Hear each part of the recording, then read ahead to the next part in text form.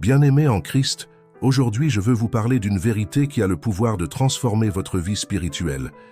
Combien de fois nous épuisons-nous à forcer des portes que Dieu n'a pas ouvertes, à courir après des bénédictions qui ne sont pas pour cette saison, à vouloir devancer le timing parfait de notre Père céleste. La parole de Dieu nous enseigne pourtant un principe fondamental. Il y a un temps pour toute chose sous le ciel. Aujourd'hui, nous allons explorer ensemble 10 principes chrétiens pour apprendre à ne rien forcer et à laisser Dieu agir en son temps parfait. Abonnez-vous, partagez la vidéo car il y a certainement quelqu'un dans le besoin de ces paroles. Principe 1. La souveraineté divine. Mes pensées ne sont pas vos pensées et vos voix ne sont pas mes voix, dit l'Éternel. Autant les cieux sont élevés au-dessus de la terre, autant mes voix sont élevées au-dessus de vos voix et mes pensées au-dessus de vos pensées. Ésaïe 55, 8, 9. La souveraineté divine, c'est reconnaître que Dieu voit l'ensemble du tableau alors que nous n'en voyons qu'un fragment. Combien de fois agissons-nous comme Abraham qui, impatient de voir la promesse de Dieu s'accomplir, a pris Agar pour avoir un fils. Le résultat fut Ismaël, source de conflits dont les conséquences se font encore sentir aujourd'hui. Quand nous forçons, nous créons des Ismaël, des situations qui naissent de notre impatience et non de la volonté parfaite de Dieu. Comment reconnaître qu'on empiète sur le domaine de Dieu? Plusieurs signes ne trompent pas.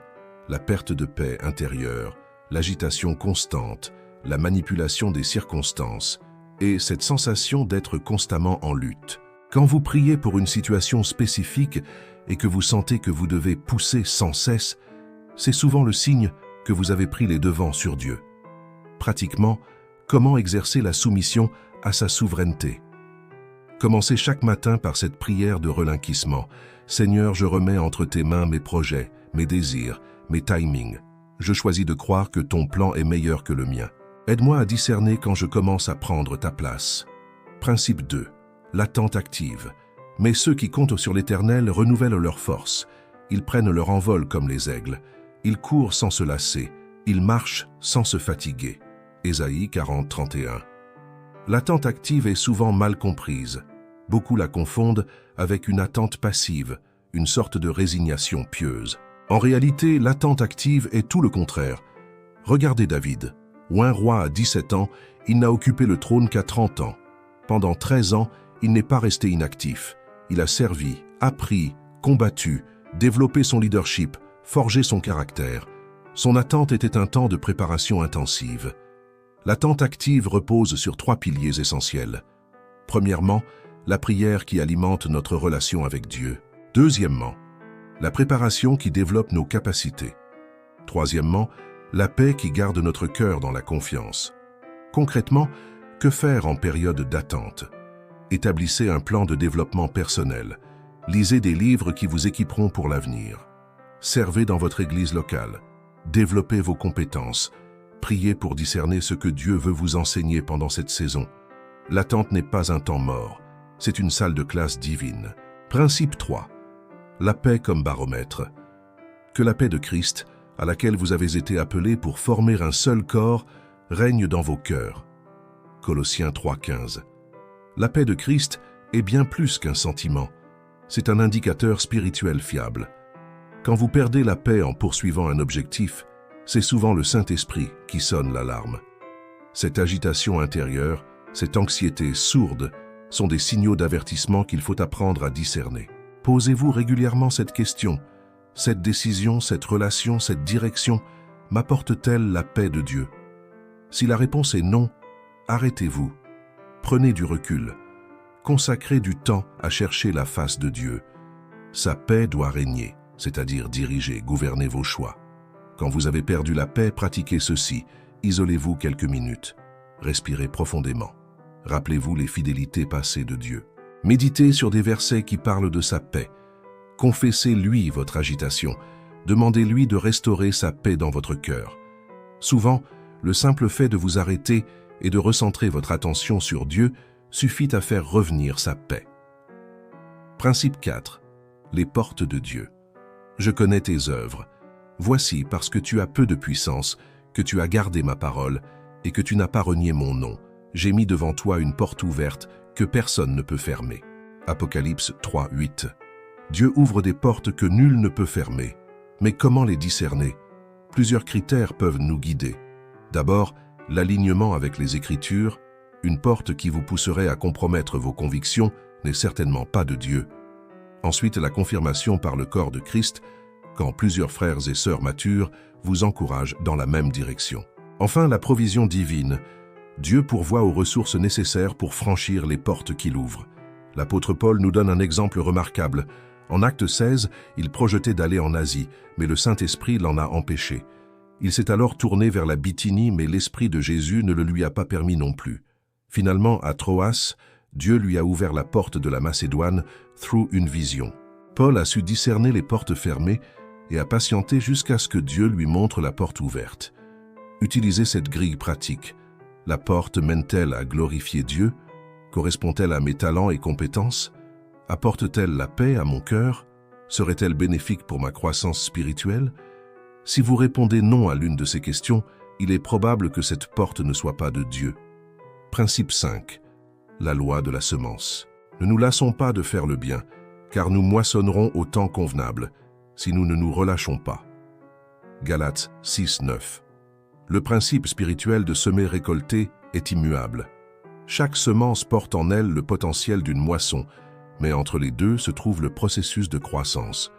Trop souvent, nous voulons la récolte sans respecter les saisons nécessaires.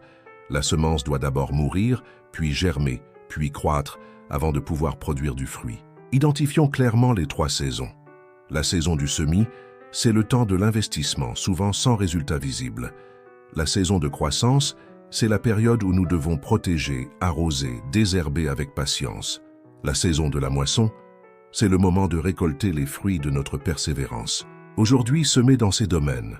La parole de Dieu dans votre cœur through la méditation quotidienne, la prière persévérante pour vos proches, les œuvres bonnes dans votre communauté, la générosité envers ceux dans le besoin.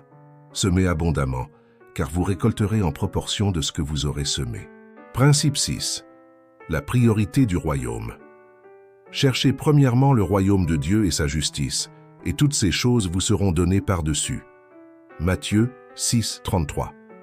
Le piège subtil consiste à chercher les bénédictions avant de chercher le bénisseur. Nous voulons la provision de Dieu plus que sa présence, ses réponses plus que sa relation. Mais Jésus établit clairement l'ordre des priorités, d'abord son royaume, ensuite tout le reste. Réorganisons nos priorités concrètement. Commençons chaque jour par un temps de communion avec Dieu. Avant de prendre des décisions importantes, demandons-nous, cet choix avance-t-il le royaume de Dieu? Utilisons nos ressources, temps, talent, finances, pour des causes qui glorifient Dieu. Je me souviens d'une période où je cherchais désespérément une maison. Plus je cherchais, moins je trouvais. Un jour, Dieu m'a convaincu de cesser cette recherche frénétique et de me concentrer sur l'avancement de son royaume. J'ai redirigé mon énergie vers le service dans mon église. Quelques mois plus tard, une opportunité immobilière incroyable s'est présentée à moi, bien au-delà de ce que j'aurais pu imaginer.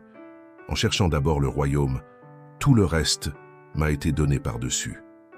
Principe 7. La communion vitale. Je suis le cep, vous êtes les sarments.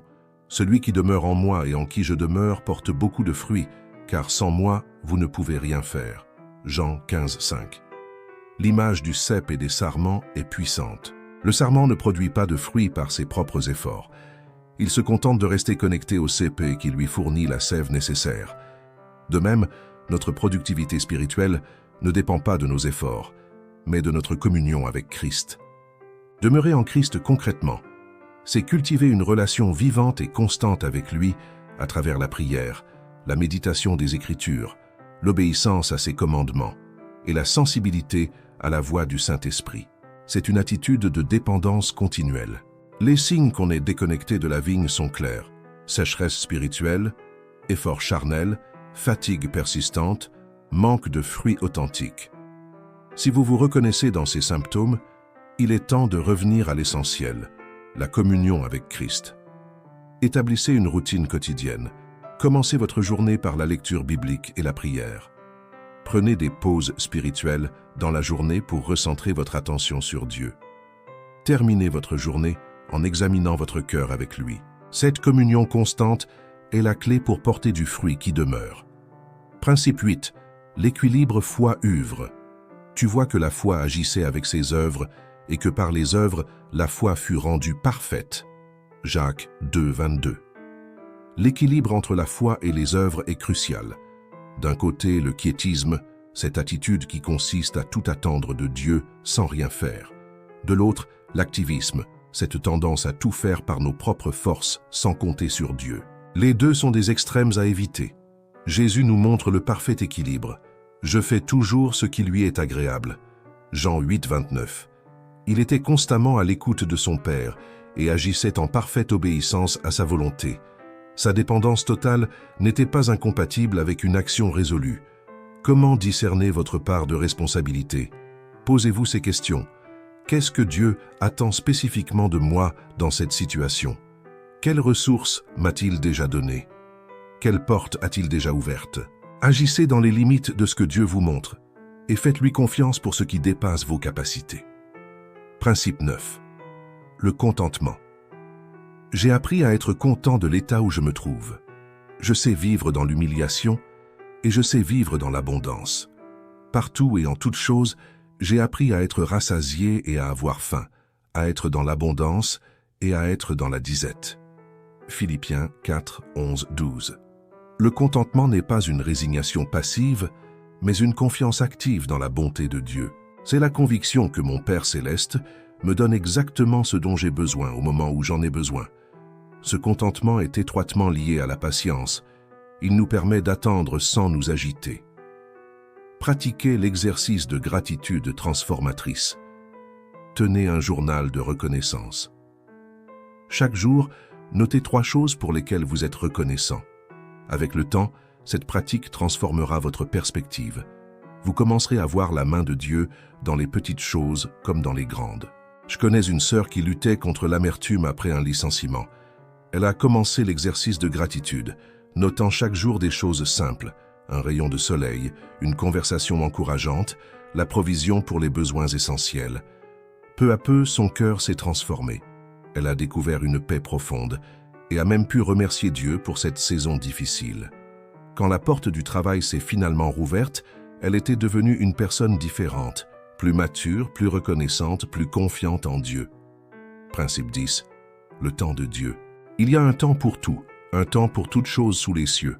Ecclésiaste 3, 1. Comprendre les saisons spirituelles est essentiel pour ne pas forcer. Chaque saison a son purpose dans le plan divin. L'hiver n'est pas un échec du printemps, il en est la préparation nécessaire. La nuit ne contredit pas le jour, elle lui permet de se succéder harmonieusement. L'exemple de Joseph est frappant. Entre le rêve de son adolescence et son accomplissement, il y a eu 13 années d'esclavage et de prison. Pourtant, chaque année préparait quelque chose en lui. L'humilité dans la servitude, la sagesse dans l'administration, la dépendance à Dieu dans l'adversité. Quand le temps de Dieu est venu, il était prêt pour gouverner. Comment identifier votre saison actuelle? Examinez ce que Dieu semble accentuer dans votre vie. S'agit-il d'une saison d'apprentissage, de service, de préparation, de combat, de repos? Chaque saison requiert une attitude appropriée. Dans la saison de semis, soyez généreux. Dans la saison de croissance, soyez patient. Dans la saison de moisson, soyez reconnaissant. Section pratique. Comment savoir si je force ou si j'avance par la foi? Plusieurs signes distinctifs peuvent vous aider à discerner. 5 signes qu'on est en train de forcer. 1. La perte persistante de paix intérieure. 2. La nécessité de manipuler les circonstances ou les personnes. 3. L'épuisement constant et la sensation de porter seul le fardeau. 4. L'obsession pour le résultat au détriment de la relation avec Dieu. 5. La négligence des responsabilités présentes au profit d'un futur hypothétique. 5 indicateurs qu'on est dans la volonté de Dieu. 1. La paix qui garde votre cœur malgré les difficultés. 2. Les portes qui s'ouvrent naturellement sans manipulation. 3. La confirmation à travers sa parole et le corps de Christ. 4. La joie profonde qui persiste même dans l'adversité. 5. La croissance caractérielle et spirituelle évidente. Utilisez cet outil d'auto-évaluation simple. Prenez un temps de calme avec Dieu. Examinez honnêtement votre cœur à la lumière de ces indicateurs. Si vous reconnaissez des signes de forcing, arrêtez-vous. Confessez votre impatience à Dieu. Remettez-lui le contrôle. Attendez ses instructions avant de repartir. Rappelez-vous, Dieu est plus intéressé par qui vous devenez que par ce que vous accomplissez. Le processus est souvent plus important que le résultat à ses yeux. Alors détendez-vous, faites-lui confiance, son timing est toujours parfait. Conclusion. Alors, bien-aimés, arrêtons de forcer. Commençons chaque jour par remettre nos projets entre les mains de Dieu. Pratiquons la prière de relinquissement. Seigneur, je fais ma part, tu fais la tienne. Célébrons les délais comme des opportunités de croissance. Souvenons-nous de cette promesse merveilleuse de Philippiens 1:6. Je suis persuadé que celui qui a commencé en vous cette bonne œuvre la rendra parfaite pour le jour de Jésus-Christ. Votre histoire est entre de bonnes mains, entre les mains du potier céleste. Ne forcez rien, faites confiance, il est fidèle. Si ce message vous a parlé, abonnez-vous à notre chaîne et activez les notifications pour ne manquer aucune de nos vidéos. Laissez un commentaire pour nous partager votre témoignage. Et surtout, souvenez-vous, le timing de Dieu est toujours parfait. Merci au Seigneur qui nous réunit chaque jour, soyez bénis, et merci à vous aussi.